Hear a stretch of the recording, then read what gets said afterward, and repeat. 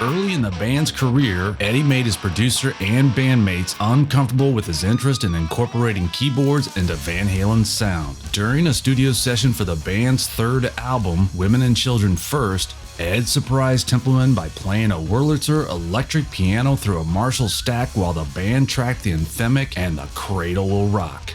Since most fans would mistake the instrument for a guitar, Roth and the band were less vocal about Eddie's use of keyboards on that occasion. However, for live performances, bassist Michael Anthony would be the one playing keyboards on the song. Ed noted, "That was my first encounter with the band not wanting me to play keyboards. Battles over creativity, keyboards, and Eddie's status as a guitar hero continued into the 80s.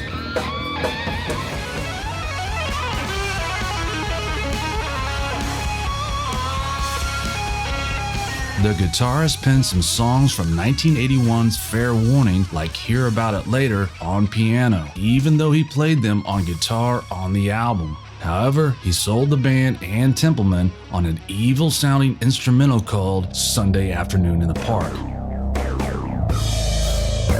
which saw Van Halen utilize an electro-harmonix micro-synthesizer and which was inspired by the stress of his upcoming wedding to Valerie Bertinelli. The sessions from 1982's Diver Down helped bring this long simmering conflict to a head. Eddie had developed an amazing new riff on a Mini Moog synthesizer and shared it with Templeman and Roth. Soon after, the pair hijacked Eddie's synth composition for Dancing in the Street, a cover song that Ed disliked. In the end, Eddie told Guitar World, "Ted and Dave were happy, and I wasn't." Fast forward to spring 1983, Eddie is in his new studio with no one telling him not to mess with those pesky keyboards. So he had the opportunity, finally, to do it his way. He felt he and Donn Landee were going to show the world, especially Roth and Templeman, how a Van Halen record should really sound. Instrumentals were nothing new for Van Halen, but they never opened an album with one. In contrast to Fair Warning's murky synthesized drone on Sunday Afternoon in the Park, which abruptly gave away to the fierce shred fest of One Foot Out the Door, 1984 functioned as a lead-in to the following track on the LP. Although most people only regarded it as an eerie, guitar-free introduction to Jump, the song marked a significant shift in the group's sound and revealed who was in charge of that sound moving forward. As with much of Van Halen's history, there are two stories on the origins of the track 1984. Ed told Steve Rosen that it came from 45 minutes worth of Eddie noodling that Landee had secretly recorded. But Michael Anthony's bass technician, Kevin Dugan, said he and Anthony wrote it. According to Dugan, the opening title track originates from a Roland bass synthesizer passage created as an intro for Anthony's in-concert bass solo.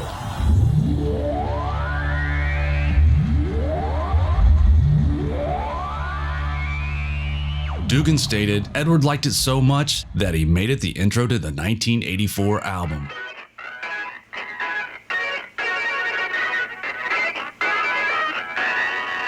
Eddie brought the first draft of a keyboard song that sounded like a mashup of the Rolling Stones' Get Off My Cloud and Hall & Oates' Kiss on My List to the band and Templeman somewhere around 1982. Later, Ed admitted to Daryl Hall that his song did influence Jump. Roth responded to Eddie with his customary, "You're a guitar hero. Nobody wants to hear you play the keyboards." They shelved the song for another year. In the spring of 1983, Ed played his song ideas for Mike, Al, Dave, and Templeman, including the same Jump demo he had played for them the prior year. Afterward, Templeman remarked, "I signed a heavy metal band. When Van Halen uses keyboards, they should sound nasty like they do on And the Cradle Will Rock or Sunday Afternoon in the Park. They should shatter your senses and make your ears bleed. This riff sounds like keyboard playing you'd hear between innings at a baseball stadium. So I'm not crazy about it." Van Halen wasn't a pop band to Templeman. He wanted them to maintain their edge and rawness. Ed persisted, however, and firmly informed Templeman that he was mistaken. Later at 5150, Ed, Alex, and Landee worked non-stop to create the foundational tracks for All Wait, Drop Dead Legs, and Jump. The first two were more rough sketches, but Templeman felt that Jump had significantly improved, so he asked Roth to create some lyrics. With the instrumental recording on a cassette tape, Roth headed out to work on the lyrics and vocal melody in his own odd way by having one of his roadies drive him around in his 1951 Mercury Low Rider while he composed the lyrics in the back seat. Templeman remembers it differently, saying, Ted and Dave sat in Dave's car outside of 5150 and passed a clipboard back and forth. Dave wrote, and Ted commented and offered his opinion. After witnessing a suicide attempt on LA's Arco Towers being broadcast live on local news, Roth came up with the title and the phrase, "Go ahead and jump." In an interview with Rock Video magazine in July 1984, Roth said, I was watching television one night and it was the 5 o'clock news, and a fellow was standing on top of the Arco Towers in Los Angeles, and he was about to check out early. He was going to perform the 33-story drop, and he was about to do it when I heard a large group of people shouting, "Don't jump! Don't jump!" from the parking lot below. I recorded it, and it eventually appeared on the record, albeit in a much more positive light. It's simple to interpret it as a go for its mentality and a positive type of affair from how you hear it on the record. In fact, the song's original title was Go Ahead and Jump, and at one point it had the famed Panama engine rev sound on it. Ed told writer Steven Rosen, "We have a song called Go Ahead and Jump, which is a synthesizer song and sounds real good. We did it at an out-of-the-way studio, and Donn and Ted are mixing it right now. The chorus goes, go ahead and jump, jump, vroom. And just for a joke, we thought we'd try the car. We played it backwards, and it might work, and it might not." After the song was a proven success, Roth's response when asked about vetoing the songs 2 years later was, Man, there is so much music, so many snippets of good riffs and bad riffs. Who knows what is getting thrown out after a while? I don't remember from 2 years ago. Maybe it wasn't right for 2 years ago. We hear all these bits and pieces, and then we have to sift through them. We can't possibly put everything on the album. Jump made it there eventually.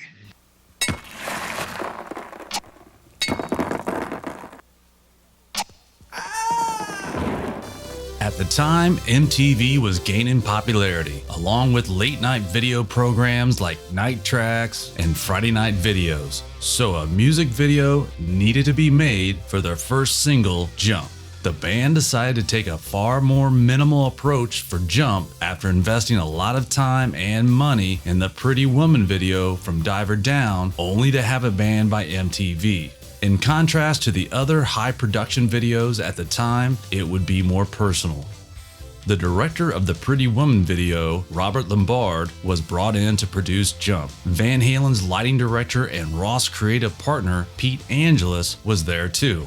According to Lombard, Pete Angelus operated one of the cameras, but we never used any of his footage because he didn't know how to operate a 16mm camera to save his life. Lombard had hired David Lewis, who actually shot the footage.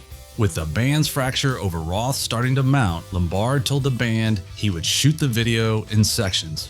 Lombard said, "I didn't shoot them together until the end of the day. I was trying to keep the peace because I felt tension amongst them." David thought he was bigger than the rest of them. Roth preferred more than just a simple video. He wanted more focus on himself. According to Lombard, Dave wanted the performance video intercut with him doing crazy shit, like driving his chopped Merc hot rod and hanging out with midgets and girls in maids outfits. So he shot hours of footage. Lombard disagreed, so he had the video edited and used none of the extra Roth footage, taking it to Eddie and Alex for approval. "Guys, I'm taking a stand here. If you put in this crazy footage, the video isn't going to have the impact it should." Eddie and Alex said, "We agree with you 100%. We're not going to release this video unless it's done this way."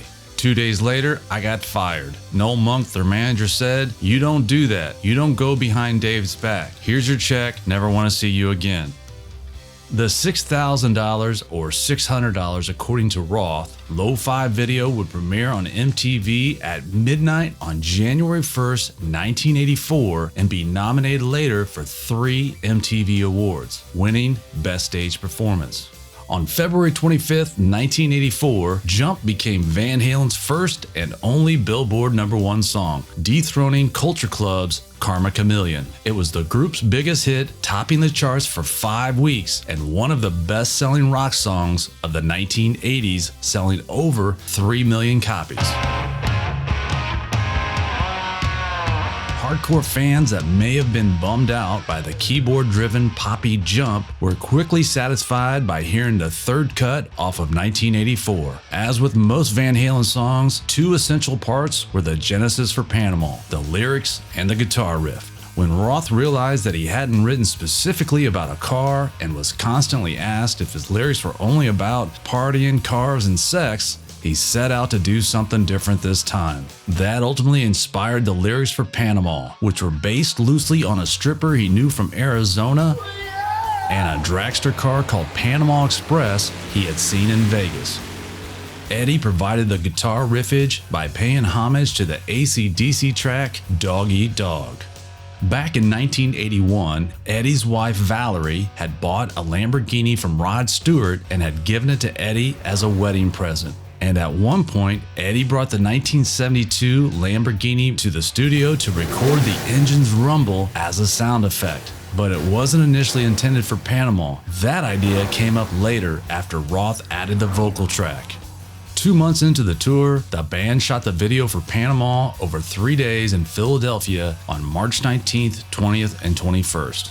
It would seem that Roth, working with director Pete Angelus, had his revenge on Jump video producer Robert Lombard by making sure the action scenes Dave had shot for Jump appeared in the Panama video. And yes, the footage of Roth being arrested was staged. If you've ever wondered why the video begins with a plane flying, it was cheap stock footage and it connected the dots to when the band members are flying around on the stage. In the video, Michael Anthony's bass, shaped like a bottle of Jack Daniel's whiskey, made its world premiere. Anthony's bass tech, Kevin Dugan, said Anthony asked him to come up with a custom bass that would be associated only with him, kind of like Eddie with Frankenstein. The conversation occurred while the two passed a bottle of JD back and forth. So Dugan suggested to Anthony, what if we make your bass like a bottle of Jack Daniels? At first, Anthony thought it was the dumbest idea, but after a couple of days, he told Dugan to run with it. The first thing he did was get permission from Jack Daniels. They made a handshake deal that they'd never produce more than 3 of them without their permission. The bass got built and became iconic in its own right. The Panama video and single was released mid-June 1984, and the song peaked at number 13 on Billboard.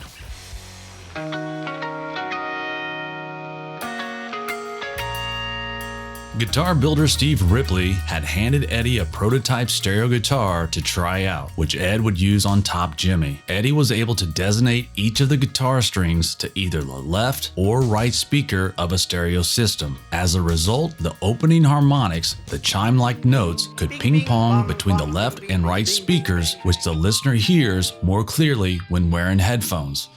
Top Jimmy started out as an instrumental named Ripley. Later, Eddie would use the name Ripley for a piece of music in his score to the 1984 film The Wildlife. He also reused the original music for the song Blood and Fire, which appeared on Van Halen's A Different Kind of Truth in 2012. Top Jimmy represented one of the few times when Roth's lyrics had some conventional biographical and factual content rather than just conveying excitement. James Connick, the frontman of a band called Top Jimmy and the Rhythm Pigs, was the Top Jimmy in the song. His nickname came from his days running a Top taco stand outside the A&M Records lot in Hollywood. Around the end of 1980, Roth joins Connick's circle of friends by taking on the role of unknown financial benefactor for the 00, an after-hours establishment that at the time was passing for an art gallery due to its lack of a liquor license. On stage, Roth frequently performed with the Top Jimmy and the Rhythm Pigs, and additionally, Jimmy did indeed possess a pig named Nadine. The 00's regulars included most of the members of the LA's exploding punk and alternative scene, as well as notorious party animals like soon-to-be-dead John Belushi. Somehow, Top Jimmy got the attention of aging comedian legend Lucille Ball. Oh, that's my kind of music. Benny Goodman? Glenn Miller? No, Top Jimmy and the Rhythm Pigs. 00 is where Roth would also meet Black Flag's Henry Rollins, who would later be instrumental in Roth's book, Crazy from the Heat. For the next track on 1984, Marilyn Monroe, long regarded as the ultimate American sex icon, served as Roth's lyrical inspiration for Drop Dead Legs. Dig That Steam, a line from the song, alludes to a scene in Marilyn's 1959 film Some Like It Hot, in which she strolls along a locomotive blowing off steam while toting a violin case. Roth said, "I wish I could have been that violin case she was carrying."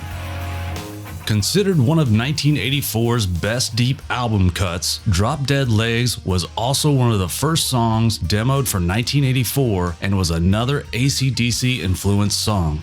Ed said, "That was inspired by AC/DC's Back in Black. I was grooving on that beat, although I think that Drop Dead Legs is slower. Whatever I listen to somehow is filtered through me and comes out differently. Drop Dead Legs is almost a jazz version of Back in Black. The descending progression is similar, but I also put a lot more notes in there."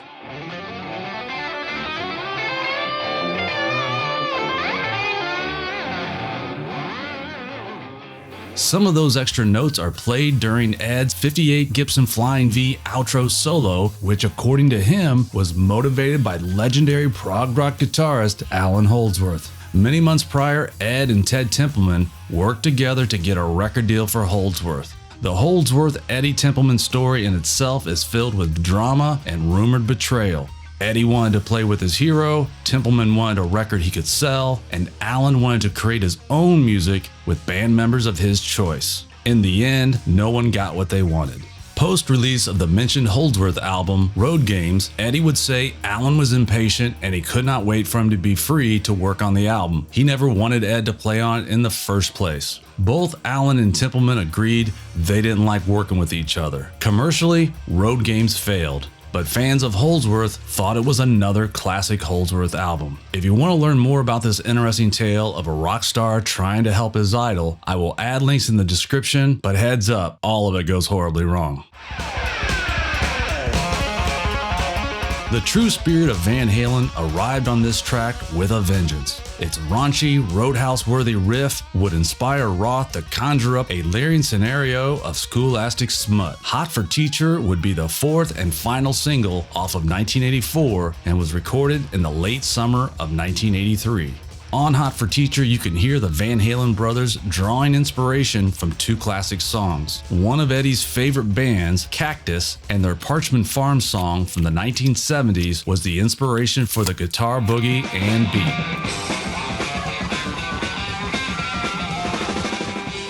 And it sounds like Alex copped his double bass drum intro from Billy Cobbin's Quadrant 4.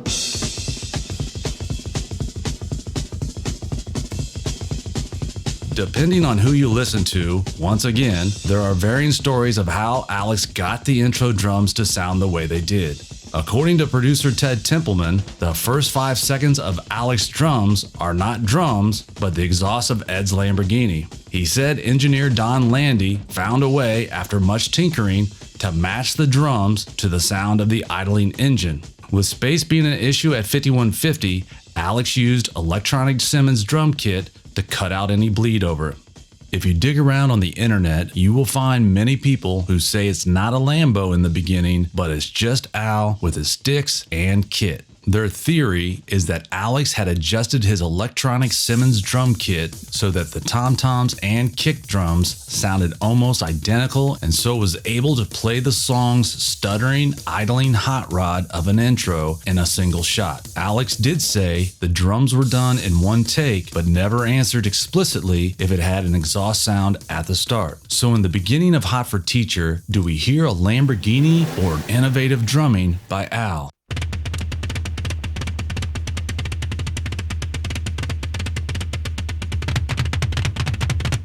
Roth and Ed both publicly stated that Templeman had very little to do with the sound of 1984, but it is worth noting that there is a strong indication that Ted was actually in the control room during the cutting of Hot for Teacher, so maybe there was a studio experiment with the engine noise and the Simmons drums, and that's what Templeman remembers, but then Alex figured out a way to make the drums sound like an engine.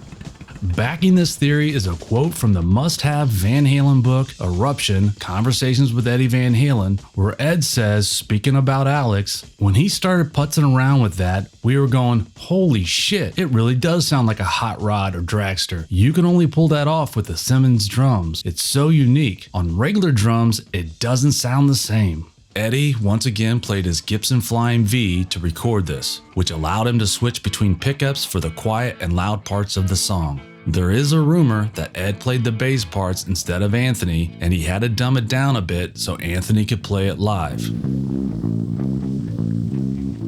Ed lifted the song's bombastic ending from one of Van Halen's 1977 Warner Brothers demo songs, Voodoo Queen. By the way, the main riff from Voodoo Queen turned into Mean Streets off of Fair Warning.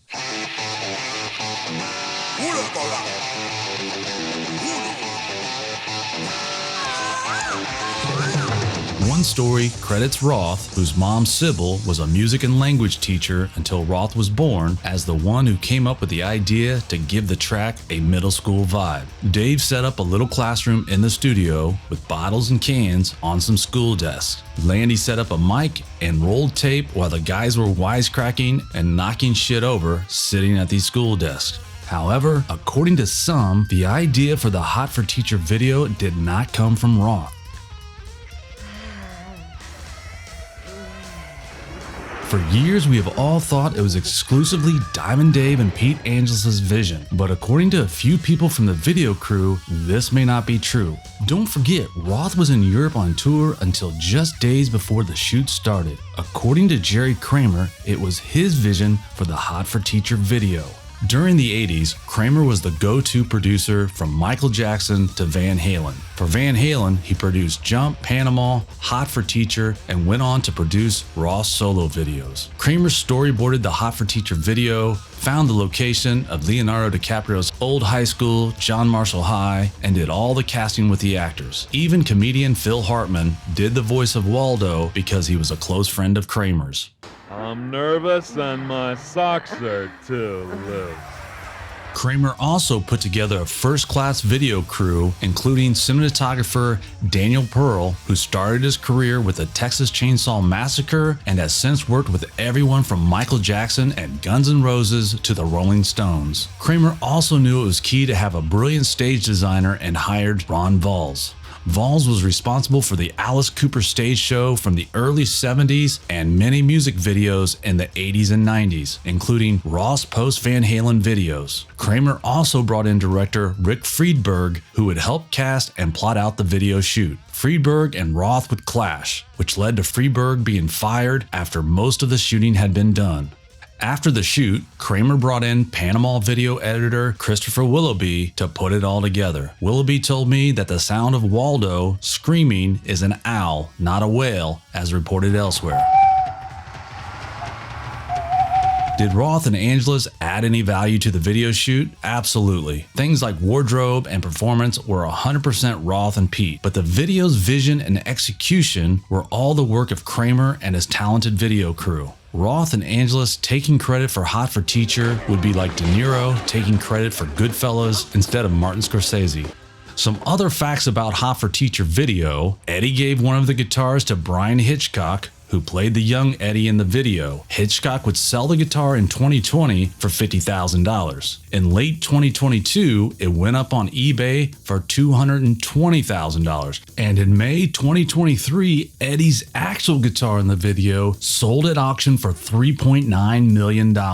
According to the kid that played Michael Anthony, Yano Anaya, at 10 a.m. during the shoot, Alex gave him a beer and challenged him to shotgun his beer even though he was only 13. If Yano looks familiar, you might remember him from the movie A Christmas Story. Some Van Halen fans believe there is a hidden message on the chalkboard. When deciphered, it supposedly spells out "holy shit" in reverse. Each number corresponds with a placement in the alphabet. 4 of the 5 people we interviewed that were part of the video knew nothing about it, but one that could know best said it was 100% true. The $200,000 video would premiere on MTV on September 23, 1984, and almost exactly a year later, Big Brother would play it for the U.S. Senate Commerce Committee. Conservatives and the strict sect known as the Washington Wives, wives of the political elite in Washington, D.C., criticized the clip's imagery of scantily dressed women in positions as educators.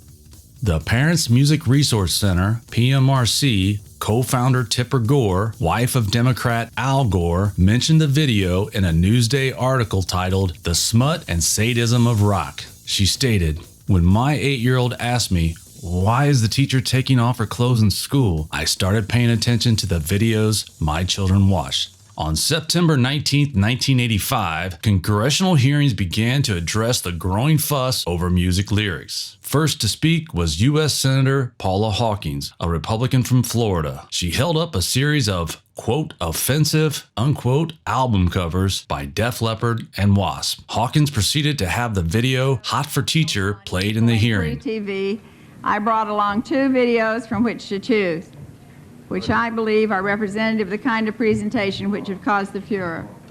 We will show them. The first is by the group Van Halen. When it was stopped, right in the middle of Eddie's solo, scattered laughter and applause broke out in the chamber.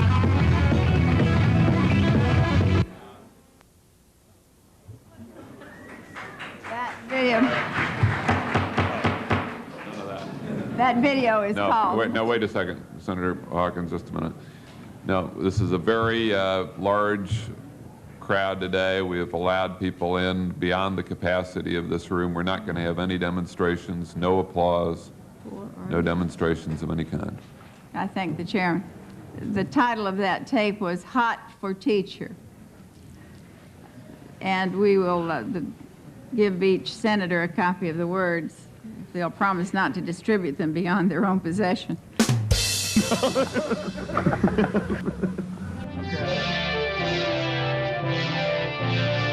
All Wait arguably is the closest the Roth incarnation of Van Halen ever came to a love song, and the only time Roth sang about delayed gratification. All Wait was another track that caused division between producer Ted Templeman and Ed. Templeman would bust Ed's balls by humming Argent's Hold Your Head Up when he played it for him.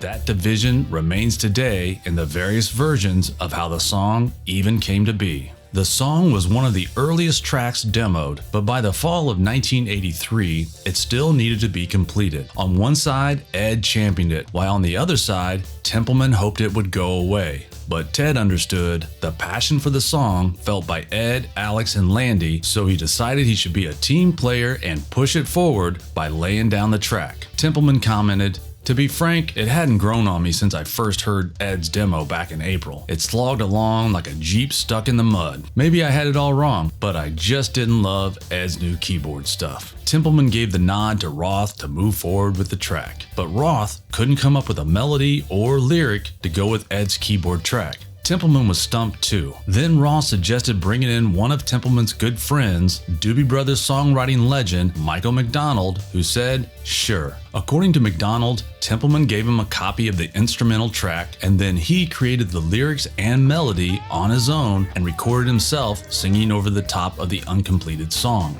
Templeman had Roth and Mcdonald meet in his office to make sure Roth was good with it. According to Mcdonald, none of his lyrics were changed. If this is true, then Roth's story of how he came up with the lyrics while looking at a Calvin Klein ad with a girl in men's underwear could be Roth's spin to add his own rock star flair to the story.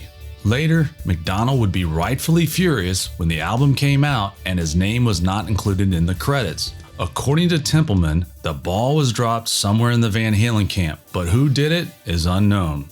Ed's side of the story is this. He believed Templeman secretly recorded Mcdonald when they met in Templeman's office, and then later, Templeman and Dave tried to hide this from Ed when they were in the studio. Ed said Ted was using a little micro cassette recorder he held under his desk to record what Micheal was improvising to it. Ted came up here the next day. I saw Ted and Dave in the control room, and he was playing something to him on this cassette recorder. I asked, "What is that?" And they both went, "Oh, nothing, don't worry about it." So when they got sued by Mcdonald, Ed stated he didn't know anything about it. Templeman stands by the fact that everyone knew Mcdonald co-wrote the song. Maybe the story Ed tells has a grain of truth. My speculation is that maybe Roth and Templeman brought in the tape of Mcdonald singing on the tape he gave them as a guide for Roth. Maybe Diamond Dave didn't want Eddie to think he needed help from Mcdonald, so they steered clear of letting Ed know Mcdonald came up with the lyrics and melody. Mcdonald would win his case and make tremendous money from it, saying, "It's probably one of the most lucrative things I have ever done in my entire career." Ironically, in 1978, Mcdonald and Ed had contributed to Nicolette Larson's Templeman-produced debut album, but on that one, Mcdonald was credited and Ed wasn't.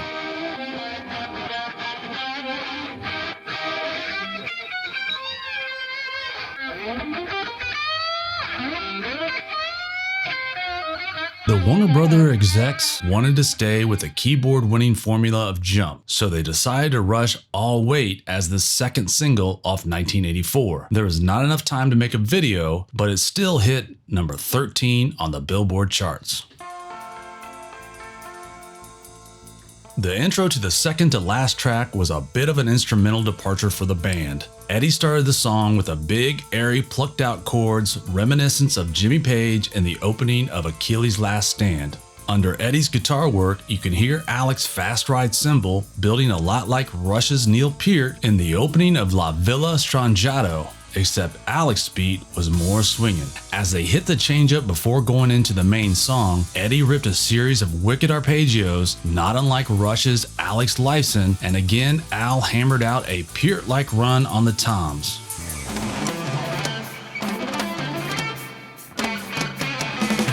As most fans know, when Eddie got the idea for this particular song, he hummed and whistled it into a microcassette in the closet of a hotel room while Valerie was sleeping. As mentioned earlier, hints of Girl Gone Bad were played at the US Festival during the breakdown of Somebody Get Me a Doctor, but Ed has mentioned that he disliked playing the tune, saying, "I often dreaded playing the intro of Girl Gone Bad because the damn B string always sounds a tad flat on the chords that I play." House of Pain, one of the band's heaviest tracks, had been around in various forms even before the group had a record deal. When they initially signed with Warner Bros. In 1977, the song was once again demoed, but it did not make the cut for their debut album. Additionally, it was included in the mix during the Diver Down recording sessions, but the classic bashed out Van Halen album closer didn't come to be until Alex had the notion that a new, revised version should be recorded for 1984 with fresh lyrics and a more flowing arrangement. With only 9 songs on the album, there has been speculation that a few more were recorded but left off. Eddie confirmed this in a 1983 interview with Steve Rosen, claiming that they had tracks finished for 13 tunes. However, Eddie didn't like putting on more than 35 or 40 minutes on a record because he felt that you lost fidelity the longer the record was.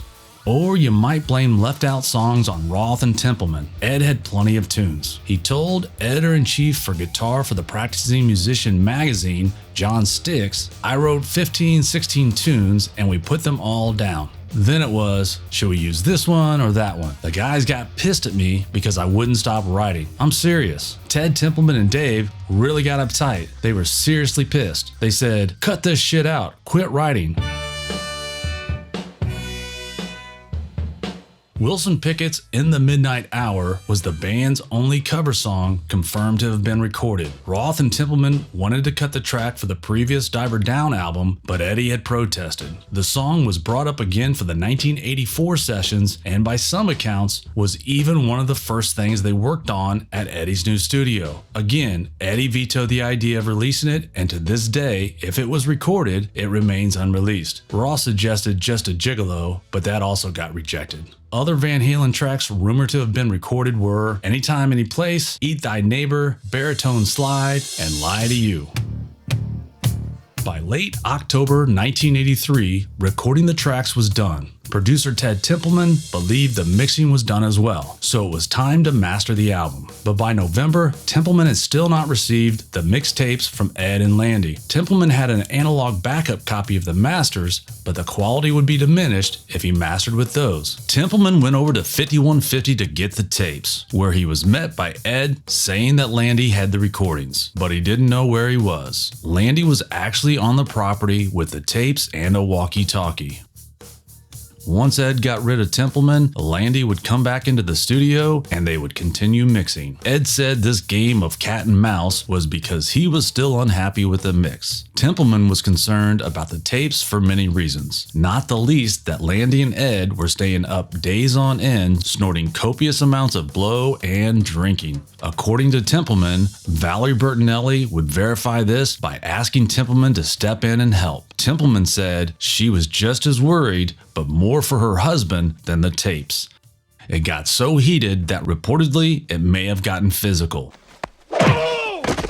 You like that, old man? You want a piece of me? I don't want a piece of you. I want the whole thing. Oh! The September 1984 issue of music magazine Hit Parader reported, reports emanating from Los Angeles described an alleged fight that took place between Edward and the band's longtime producer, Ted Templeman. Evidently, Templeman, who is also a vice president of Warner Brothers, the band's record label, criticized Edward's increasingly egotistical attitude. This forced the axe slinger to retort with verbal and physical force. The confrontation may sever the long-standing partnership between Templeman and the band. Actually, the situation had been building up for quite a while, a West Coast source reported. The band produced virtually all of 1984 by themselves, and they only put Templeman's name on the record out of a feeling of commitment. Ted wasn't thrilled by being left out of the recording process and guessed there was a bit of hostility on both of their parts. It's something that will probably blow over in a couple of months. The band would neither confirm nor deny the reports of the Templeman-Van Halen feud. With Templeman not only being Van Halen's producer, but also Warner Brothers' vice president, he had to find a solution. During the second week of November, Templeman grabbed Warner Brothers' chief engineer and entered Sunset Sound with the 16-track safety reels. Working as quickly as they could, they mixed 1984 from scratch. Templeman felt Landee and Ed were out of their minds and may never deliver the master tapes. Finally, Landee showed up with the master tapes, but according to Templeman, he'd been up for days. He was just manic and all messed up, sweating and crazy. Landee handed over the tapes and the mastering process was finished. Ed said later, "Nobody was happy with Donn and me. They thought we were crazy and out of our minds." Ted thought that Donn had lost it and was going to threaten to burn the tapes. That was all BS. We just wanted an extra week to make sure that we were happy with everything. It should be noted that on the next Van Halen album, 5150, Landee would again be accused of holding the master tapes hostage, but this time the accusation would come from the producer, Mick Jones. Jones said, Landee locked himself in the studio for a day and threatened to burn the tapes. They resolved the issue after a tense standoff.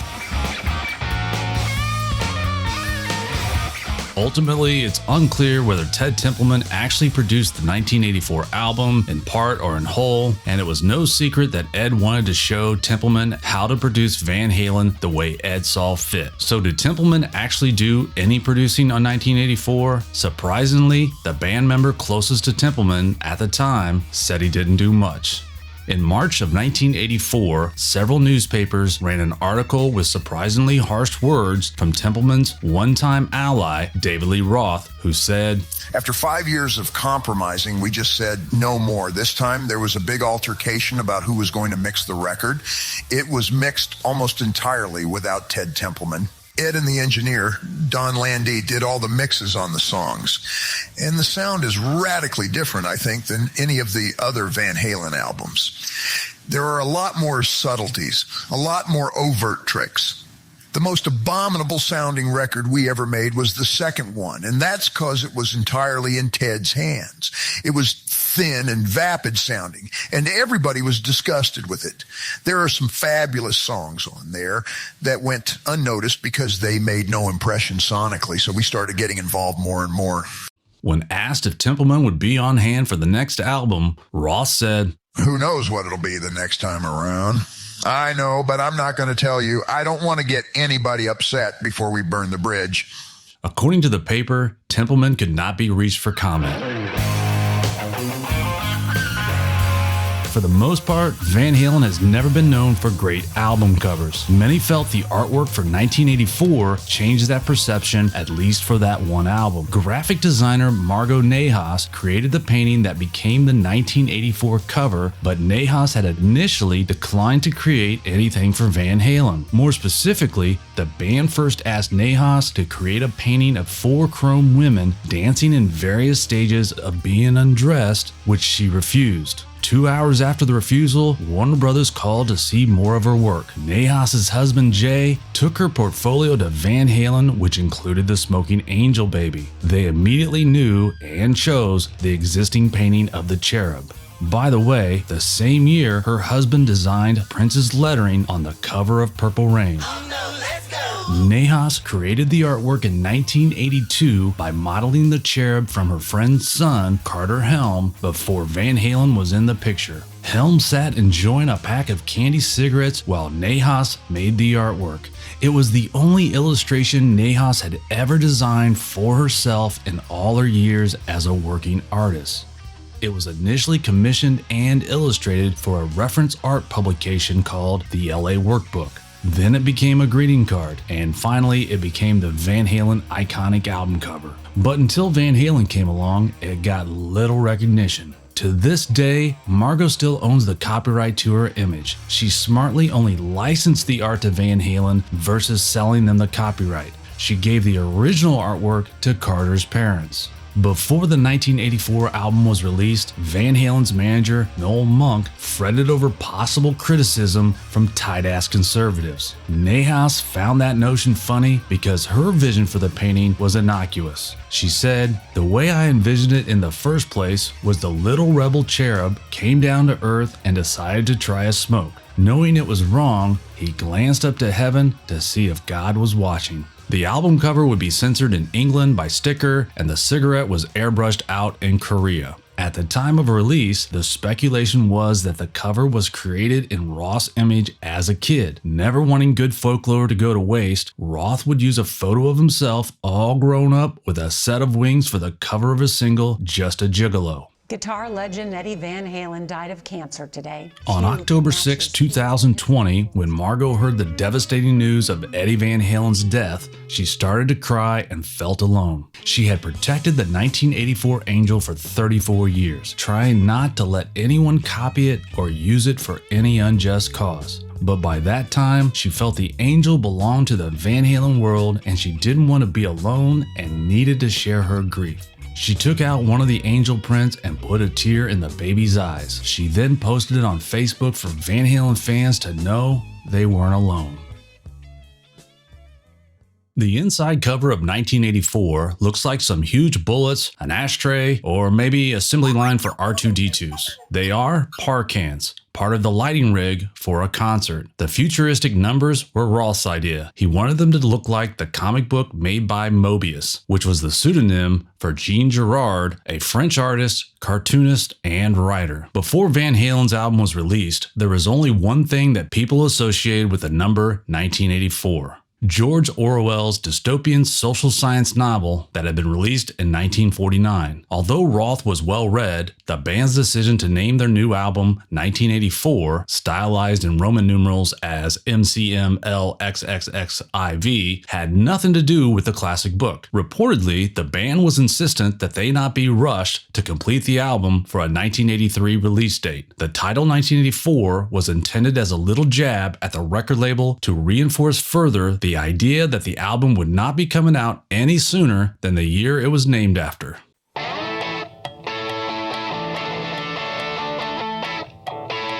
Critical reviews for 1984 were generally favorable, even with the most read rock magazine at the time, Rolling Stone. In 1978, when Rolling Stone magazine reviewed Van Halen's first album, the writer said, "Mark my words, in 3 years, Van Halen is going to be fat and self-indulgent and disgusting, and they'll follow Deep Purple and Led Zeppelin right into the toilet."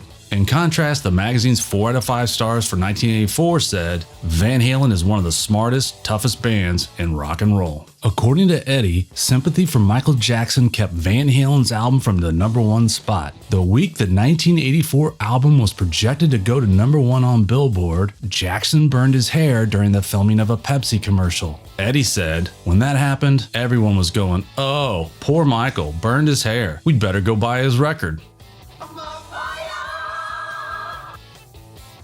Hardcore fans were split. On the one hand, you had the classic sounding Van Halen with Panama and Hot for Teacher. On the other, you have the more popish keyboard songs with Jump and All Wait. Mainstream music fans came to the Van Halen camp in droves. 1984 is the second of 2 Van Halen albums to have achieved the rare RIAA Diamond status, selling over 10 million copies in the United States alone. The other record is their first album. Since its release, it's estimated 1984 has sold over 20 million copies worldwide, by far the biggest selling Van Halen album. Sorry, Sammy, but the exact number is unknown since no certifications have been done for decades.